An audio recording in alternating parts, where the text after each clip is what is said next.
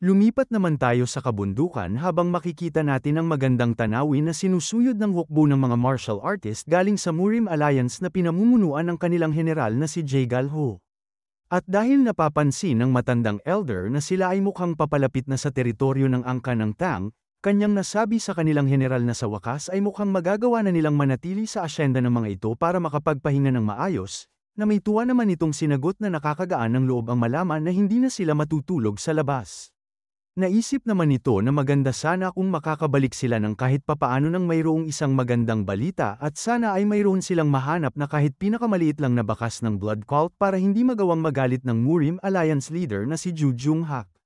Di kalaunan ay nagawa naman ng grupo na maabot ang angkan ng Tang kung saan una nilang napansin ang mga nagbabantay na gwardya sa labas ng kanilang pasukan. Dahil nagawa din silang mapansin ng mga ito, naagaw ang atensyon ng isang nagbabantay at natanong sa kanila kung sila ba ang kanilang bisita galing sa Murim Alliance. Agad namang tinupi ni Jaegal ang kanyang pamaypay habang nagsasabi na siya ay tama, kasunod nito ay ang kanyang pagpapakilala bilang general ng kanilang hukbo. At dahil sa pagtukoy niya sa kanyang sarili ay dali-dali namang nagbigay ng pagrespeto ang mga gwardya at nagsabi na maghintay muna sila ng saglit sa kanilang kinaroroonan habang pumasok ang isa para magbigay paalam sa kanilang pagdadating. Inagaw naman ng natitirang nagbabantay ang kanilang atensyon sa pagsasabi na mayroong mga konting bagay silang kinakailangang alalahanin bago pumasok sa teritoryo ng angkan ng Tang. Nagawa namang maagaw ang atensyon ng general at ng matandang elder dahil sa sinabi nito kaya natanong ni Jaegal kung ano ang ibig nitong sabihin habang natanong naman ng elder kung kinakailangan ba nilang isuko ang kanilang mga armas bago sila makapasok sa loob.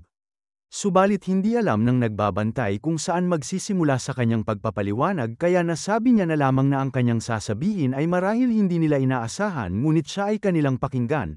Kanya namang isinaad na hindi sila pwedeng pumatay sa loob ng angkan ng Tang kahit gaano pa kaliit o hindi gaano kahalaga ang isang nilalang. Dahil sa kanyang mga sinabi ay nagtataka namang napatanong ang general kung ang buong angkan ba ng Tang ay lumipat sa Budismo. Subalit pinagsabihan lang siya ng gwardya na ito ay kanilang maiintindihan kapag sila ay nakapasok sa loob at kanilang tandaan na walang eksempsyon dito, kaya nagtaka na lang ng husto itong mga lalaki galing sa Murim Alliance. Maya't-maya pa ay natuwa naman ng husto itong si Jaegal dahil sa paglabas ng kanyang sundo at pagbati sa kanyang pagdating sa kanilang teritoryo. Ito ay si Huayun at ang ating bida na si Soryong na kaagad na nagbigay ng kanilang pagbati sa general. Kasabay nito ay ang pagbigay din ng pagbati ni Jaegal at pagsabi na matagal silang hindi nagkita ng batang babae. Pinasang-ayunan naman ito ni Huayun at isinaad na ito'y eksaktong 1 taon mula noong huli silang nagkita sa alyansa. At dahil hindi ni Jaegal napapansin ang tagapagmunong elder ng angkan ng Tang, natanong nito kung nasaan na ang Myriad Poison's Divine Sovereign o ang matandang patriarka na siyang lolo ni Huayun. Kanya namang ipinaliwanag na ang kanyang lolo ay wala ngayon sa kanilang teritoryo dahil naghahanap ito ng bakas ng kanilang kalaban na blood cult kaya siya ay nanghingi ng paumanhin para sa pagkaantala ng kanilang pagkikita. Subalit may tuwa lang itong sinagot ng general na wag niya itong intindihin dahil siya ay masaya sa pagsundo ng isa sa 3 bulaklak ng Murim. At dahil kanyang napapansin ang batang lalaki sa tabi, natanong niya naman sa batang babae kung sino itong batang martial artist. Na sinagot naman ng ating bida na isang karangalan ang makilala niya ang general sa unang pagkakataon. Agad naman siyang nagbigay ng pagrespeto at nagpakilala bilang si Wei Soryong, na ikinagulat naman ng general at ng matandang elder dahil iba ang apelyido nito kaya natanong ni Jaegal kung bakit siya ay isang Wei at hindi isang Tang, dahil dito ay napahawak naman si Huayun ng kanyang kamay sa kanyang dibdib at nahihiyang sinabi na ito ay dahil siya ay ang kanyang mapapangasawa. Ang sinabi ng batang babae ay ikinagulat naman ng dalawa at hindi ito magawang mapaniwalaan dahil ang ating bida ay galing sa hindi kilalang pamilya. At dahil nagawa rin itong marinig ng mga martial artist galing sa Murim Alliance ay hindi din sila makapaniwala na ang isa sa mga bulaklak ng Central Plains ay mayroon ng kapares. Nainis at naiyak naman itong mga kalalakihan habang napapasabi na ang mundo ay hindi patas dahil nagawa lang ng hindi isang kilalang lalaki na makuha itong si Huayun, kaya napatakip na lang ang general ng kanyang mukha gamit ng kanyang pamaypay para magsabi na kung maaari na ba silang magpatuloy habang napapaisip na kaliwat kanan ang makukuha ni Soryong na hamon para sa isang duelo sa puntong ito. Makalipas ng ilang minuto sa kanilang paglalakad sa loob ng teritoryo ng angka ng Tang ay nagawa namang maagaw ang pansin ng general at ng matandang elder dahil sa kanilang naririnig na kakaibang tunog. Ang mga martial artist ng Murim Alliance ay napanganga naman ng husto sa tindi ng pagkagulat at pagkabahala sa kanilang nakikita. Ito ay dahil sa itaas ng kanilang mga ulo ay ang mga bubuyog na golden-haired king bees na malayang lumilipad kaya nababahala nilang natanong kung papaano nagawang makapasok ng napakadelikadong nilalang na ito sa loob ng kanilang teritoryo. Dali-dali namang pumaharap ang mga kalalakihan at kaagad na ipinalabas ang kanilang mga sandatang espada habang napapasabi na protektahan nila ang batang babae. Habang si Soryong naman ay pasigaw na lang na isinaad na silang lahat ay kumalma at ibalik ang kanilang mga sandata ngunit hindi siya ng mga ito pinapansin. Sinubukan namang magpaliwanag ng batang lalaki sa isang martial artist subalit inalis lang nito ang kanyang kamay sa kanyang balikat at nagsabi na ang mga bubuyog na ito ay napakadelikado dahil makakaya nitong agad na pumatay ng isang ordinaryong tao. Nagawa namang maipit ng husto si Soryong dahil sa tindi ng pagpoprotekta ng mga kalalakihan sa kanila kaya hindi na nito nagawang tuluyang makapagpaliwanag. At dahil nainis na siya ng husto at hindi niya na matiis ang ganitong sitwasyon, pagkatapos nitong makaalis ay pasigaw nitong nasabi na silang lahat ay kumalma dahil ang mga bubuyog sa paligid ay mga nilalang na kanyang pinapalaki, na hindi naman magawang mapaniwalaan ng isang martial artist galing sa Murim Alliance. Wala naman silang may nagawa kundi ang magtipo na lamang sa takot habang pinagmamasdan ang pangyayari dahil bigla na lang napadpad sa ulo ni Soryong ang isa sa mga bubuyog. Natanong naman itong ating bida habang siya ay napapalibutan ng mga nilalang kung siya ba ay kanilang hinanap dahil matagal siya ng mga itong hindi nakita. Dagdag pa nito habang inaamo ang kanyang mga alagang bubuyog na huwag nila ang mga itong saktan dahil sila ay kanyang mga bisita, na pinasang-ayunan naman ng mga nilalang kaya labis na lang ang pagkagulat ng isang lalaki dahil parang tinatrato niya ang mga golden-haired king bees na parang kanyang mga anak. At dahil nagawa nilang maunawaan na hindi banta ang mga nilalang, ang mga nag-aalab na mga espiritu ng mga sundalo ng Murim Alliance ay nagawa namang humupa. Makalipas ng ilang minuto ay makikita naman natin ang pagpapatuloy nila sa loob ng teritoryo ng angka ng Tang. At habang pinagmamasdan ng general ang ating bida ay napaisip na lamang ito na hindi niya lubos maisip na ang sikat na batang mandirigma galing sa isla ng Hainan ay mapapangasawa ng nakalalasong bulaklak ng Murim, at kahit na siya ay isang tagalabas ay itinuturing talaga siya ng mga ito bilang manugang ng angkan ng Tang. Habang sila ay nagpapatuloy sa paglalakad ay bigla namang naagaw muli ang atensyon nito dahil sa napapansin niyang nagsisigawan sa kanilang dinadaanan. Ito ay ang dalawa sa miyembro ng Poison Division na nakikipagtalo sa isa't isa kung ano ang nakalalasong hayop ang mas babagay sa angka ng Tang. Isinaad ng lalaki na mas nararapat ay isang nakalalasong alakdan habang nasabi naman ng babae na ito ay dapat isang nakalalasong kamelyon.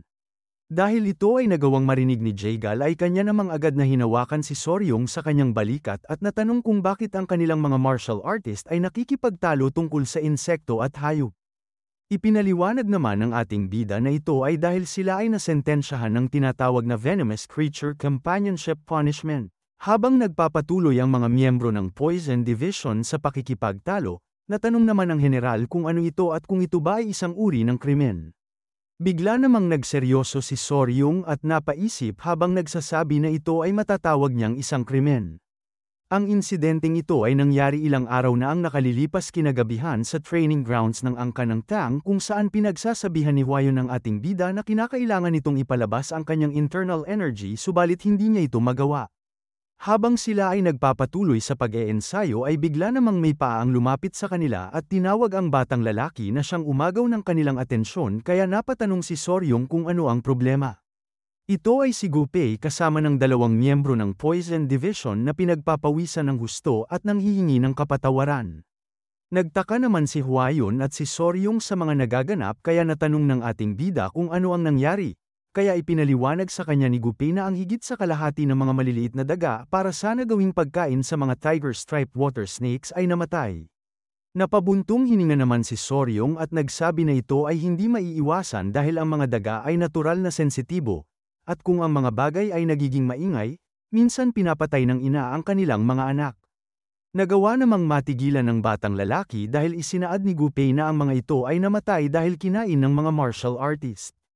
Dagdag pa nito na ito ay kanilang kinain para maging pulutan sa kanilang inuman, na siyang ikinagulat ng husto ni Soryong kaya namuti siya ng husto na parang isang multo at natigilan na parang bato sa kanyang kinatatayuan habang napapaisip kung bakit mayroong kakain ng ganitong klaseng mga nilalang. Habang nawawala sa katinoan ang ating bida ay ipinaliwanag naman ni Hwayon na ito ay ang pagkain na tinatawag na three squicks, kung saan isinasawsaw ang mga batang daga sa sarsa at kinakain, habang si Gupei ay wala namang may nagawa kundi ang patuloy na lang na manghingi ng patawad. Kanya namang ipinaliwanag na dahil ang iba sa nangangalaga ng mga nilalang ay nanggaling sa lugar na Henan kaya sinabi nila na pinapaalala nito sa kanila ang kanilang tahanan at ang isang bagay ay humantong sa isa pa. Kaya pinagsabihan sila ng batang babae na dapat ay pinigilan niya ang mga ito. Naisip naman ni Soryong na hindi dapat ito magpatuloy dahil ang mga batang daga ay kanilang dinadakip para maging pagkain sa mga tiger-striped water snakes at kinakailangan nilang alagaan ng mabuti ang nilalang na kanilang pinapalaki. At dahil sa pangyayaring ito, itinayo ang tinatawag na Venomous Creature Companionship kasabay ng bagong mga patakaran. Bumalik naman tayo sa kasalukuyan habang ipinapaliwanag ni Soryong sa general na ito ang rason kung bakit ang bawat isa sa mga martial artist ngayon ay responsable sa pagtaguyod ng isang nakalalasong nilalang. Na nagtataka na lang na pinasang-ayunan ni Jaegal. Nagawa niya namang pinagmasdan si Soryong, at habang siya ay kanyang tinitingnan ng mabuti ay kanya na lamang naisip na siya ay paniguradong hindi isang normal na tao. Pagkatapos nito at kinagabihan sa loob ng teritoryo ng Angka ng Tang ay lumipat naman ang eksena habang makikita natin ang matandang patriarka, si Soryong at ang general na nakaupo sa isang lamesa habang nagsasabi na ngayon ay nagawa niya na itong maunawaan. Dagdag pa nito habang mayroong labis na tuwa sa kanyang mukha na gaya ng kanyang naisip. Itong misteryosong bata na nagawang mahanap ng patriarka sa isla ng Hainan ay walang iba kundi si Soryong, kaya napatanong naman sa kanya ang matandang patriarka kung ano ang sa tingin nito at kung hindi ba siya isang kayamanan sa kanilang angkan. Nahiya naman ng husto ang batang lalaki dahil sa pagpuri ng general sa kanya sa pagsasabi na ang ituring siyang isang kayamanan ay hindi sapat upang bigyan ng katarungan ang kanyang halaga dahil ang pagpapaamo sa mga bubuyog na golden-haired king bees ay labis na nakakamangha. Bigla namang nagseryoso ang general at nagsabi na hanggang ngayon ay wala pa rin silang may nahahanap na kahit isang bakas patungkol sa blood cult, gayunpaman ay hindi sila pwedeng umupo na lamang at hayaan na lang na lumaki ang kanilang impluwensya sa mundo ng Murim. Nang bigla na lang napunta ang atensyon ng ating bida sa matandang patriarka dahil sa pagsenyas nito sa kanya, kung saan pagkatapos ay isinaad nito na ipalabas nito itong bagay. Na kanya namang agad na pinasang-ayunan. Ang tagpong ito ay labis namang ipinagtaka ng general kaya kanyang natanong kung patungkol ito saan. Kaagad namang iniangat ng matandang patriarka ang kanyang daliri kasabay ng pagpapalabas niya ng kanyang kapangyarihan. Ito ay dahil hindi nila maaaring isugal ang kahit anong tunog na maaaring lumabas kaya gumawa ang matandang lalaki ng tinatawag na chi barrier para sa kanilang tatlo na ikinabigla naman ng general. Pagkatapos nito ay mayroon namang ipinalabas na bote si Soryong at agad itong inilagay sa itaas ng lamesa. Dali-dali naman itong kinuha ng general at sinubukan itong alugin. At habang ito ay kanyang hawak-hawak, kanyang natanong kung anong klaseng sekretong bagay ito na kinakailangan pang gamitan ng chi barrier, na sinagot naman ng matandang patriarka na ito ay isang internal energy dissipating poison, kaya isinaad naman ni Jaegal na hindi ba ito isang karaniwang lason lamang kaya hindi na nito kinakailangan gawin ang mga bagay. Tumango naman sa isa't isa si Soryong at ang matandang lalaki kaya nasabi ng matandang patriarka kung papaano kung ang partikular na lasong ito ay nakakaapekto lamang ng mga miyembro ng blood cult. Dahil sa sinabi nito ay nagawa namang matigilan ni Jaegal at mapatingin sa bote habang ito ay patuloy niyang hawak. Nang kanyang tuluyang maproseso sa kanyang isipan ang kanyang mga narinig ay pasigaw naman niyang natanong kung ito ba ay totoo, na may tuwalang na sinagot ng matandang patriarka na mahirap man itong paniwalaan pero ito ay totoo. Bigla namang nagseryoso si Jaegal at nagsabi na kung ito man ay totoo, ito ay talagang isang nakakamanghang pagtuklas. At ang rason kung bakit sila nahirapan ng husto sa pag-aaklas ng blood cult 30 taon na ang nakakaraan ay dahil sila ay gumamit din ng internal energy dissipating poison laban sa kanila.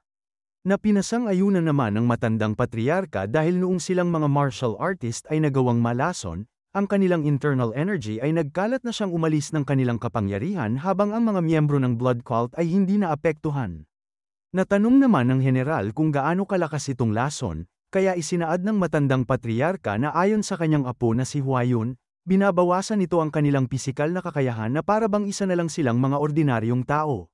Dagdag pa nito na nagawang matalo ni Huayo ng isang elder ng blood cult na nagawang malason gamit lamang ng isang pag-atake, na labis namang ikinatuwa ng general dahil ito nga ay mayroong parehong epekto ng noong mga nakaraang internal energy dissipating poison.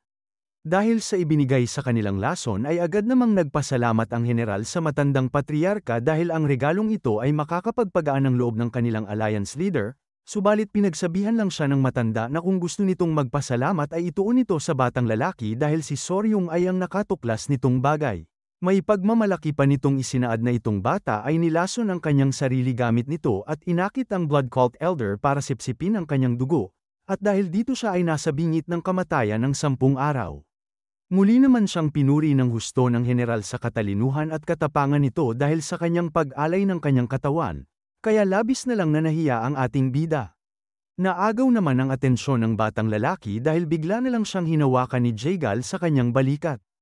At habang hawak nito ang kanyang pamaypay ay isinaad nito na kung mayroon man siyang gusto ay sabihin niya lang sa kanya dahil kahit anuman ito ay kanyang personal na sasabihin sa kanilang alliance leader. Nagawa namang mag-isip ni Soryong kung ano ang kanyang hihilingin sa harap ng general ng Murim Alliance. At makalipas ng ilang sandali habang napapakamot sa kanyang pisngi, kanyang nahihiyang natanong kung posible ba siyang makahingi ng impormasyon patungkol sa mga nakalalasong nilalang. Nalabis namang hindi mapaniwalaan ni Jaegal dahil ang hiniling nito ay simpleng impormasyon lamang sa halip na libro ng martial arts, o mga elixirs, o di kaya ay ginto at pilak na mga kayamanan. Dahil sa reaksyon nitong general ay napatawa ng husto ang matandang patriarka dahil alam niya na ito ay ang sasabihin ng batang lalaki. Napaisip naman itong si Jaegal na ang ating bida ay tunay ngang kakaiba, at kahit na sa mahabang kasaysayan ng mundo ng Murim, ito ang una niyang beses na makakilala ng isang tao gaya nito. Maya't maya pa ay isinaad naman nito sa batang lalaki na kung ganoon man, maaaring hindi ito eksaktong nakalalasong nilalang na kanyang hinahanap pero interesado ba siya sa mahiwagang nilalang na stone lizard.